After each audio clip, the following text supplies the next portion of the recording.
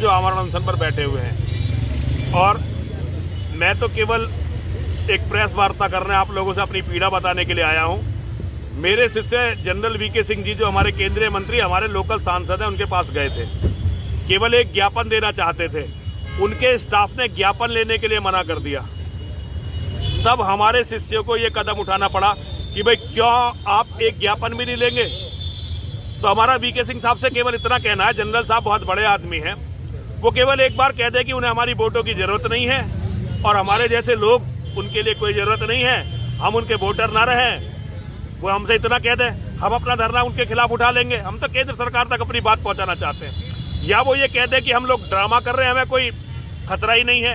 और ये केवल जनरल साहब नहीं, हमारे डीएम साहब कह दे, हमारे पुलिस कमिश्नर साहब कह दे, हम तो इनकी बात भी मान लेंगे।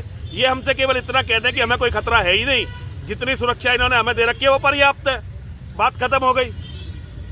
और अगर ये मानते हैं खतरा है तो भाई कुछ तो करें, हमें मरने के लिए इन्होंने जो छोड़ रखा है। तो मैं केवल जनरल साहब से अनुरोध करना चाहता हूं, कोई इसमें अहंकार की बात नहीं है, कोई हठधर्मिता की बात नहीं है। हम लोग तो आपकी प्रजा हैं, आप हमारे राजा हैं, आप सबसे ज्यादा वोटों से जीते हुए सांसद हैं, हम लोग हर बार आप ही को जिताते हैं। तो हमारा कोई झगड़ा नहीं है जनरल साहब से, लेकिन हम अपनी मांग लेकर जाएं कहां? पुलिस प्रशासन, आज धरना देने का अधिकार पुलिस प्रशासन ने हमारा खत्म कर दिया। पुलिस प्रशासन हमें अनशन पे नहीं बैठने, अंग्रेजों ने भी व्यवस्था कर रखी थी कि यदि कोई व्यवस्था से पीड़ित है तो आमरण अनशन या धरना कर सकता है जिला मुख्यालय पे आकर। ये मैं पहली बार ऐसा देख रहा हूं कि लोग धरना और अनशन नहीं करने देना चाहते प्रशासनिक अधिकारी। जनरल साहब के लिए बात करने के लिए कोई राजनीतिक व्यक्ति नहीं आ रहा है, केवल पुलिस और प्रशासनिक अधिकारी उनके प्रतिनिधि बन के हम पर दबाव डाल रहे हैं। ये बहुत ही पीड़ाजनक और लज्जाजनक है। भाई ठीक है, आप हमें कुचल सकते हो, मार सकते हो, आपके पास ताकत है, आपके पास पूरी शक्ति है, कर लो भाई जो मर्जी है।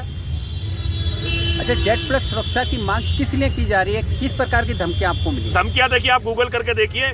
इस्लामिक जिहादी जब मेरा आराम से नहीं मार पाए तो उन्होंने ये तय किया कि अभी से बम से उड़ा दो।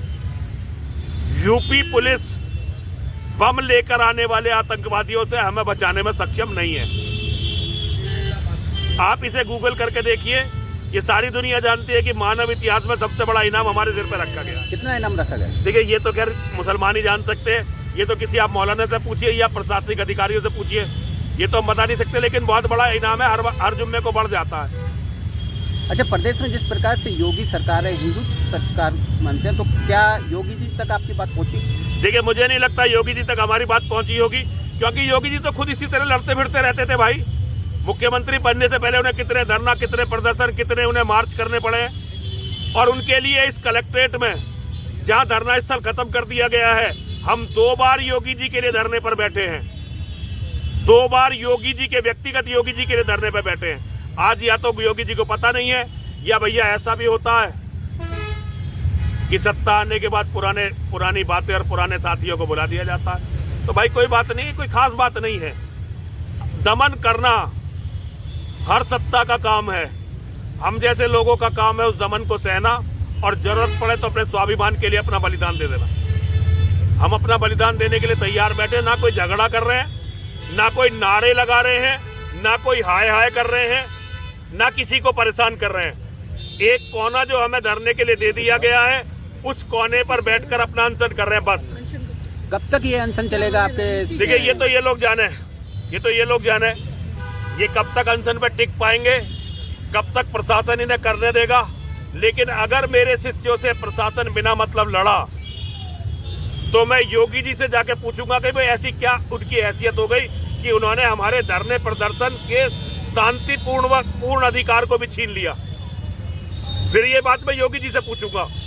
हम सुरक्षा की मांग योगी जी से नहीं कर रहे, योगी जी ने अपने स्तर पर जो दे रखा ठीक है, हम केंद्रीय सरकार से कर रहे हैं, गृह मंत्री से कर रहे हैं, अमित शाह से। लेकिन धरने पे बैठने का अधिकार तो ये प्रदेश सरकार देगी ना हमें। शांतिपूर्वक अपनी बात रखने का, अनशन करने का अधिकार तो प्रदेश सरकार देगी ना हमें। फिर मुझे योगी जी से ही पूछना पड़ेगा। और जाकर के और परम पूज्य गुरु जी गिरी महाराज जी को जेड प्लस सुरक्षा के लिए पत्र जो है मेमोरेंडम जो है दिया।